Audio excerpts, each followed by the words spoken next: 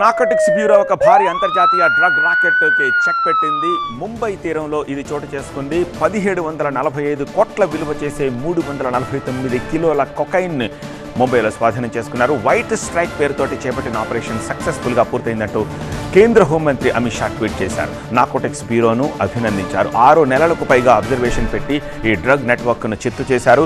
మాదక ద్రవ్యాలపై పక్కా సమాచారంతో దాడులు చేసి పట్టుకున్నారు.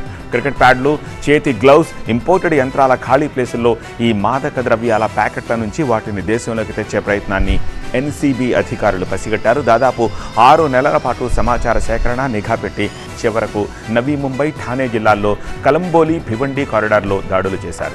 ఎన్సీబీ బృందం ఈ ఆపరేషన్ను 2 దశల్లో నిర్వహించింది.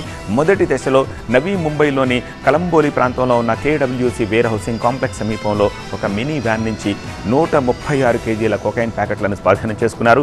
అనుమానం రాకుండా ఉండేందుకు ఈ మాదక ద్రవ్యాలను క్రికెట్ ప్యాడ్లలో అండ్ గ్లౌజెస్ లోపల దాచిపెట్టారు.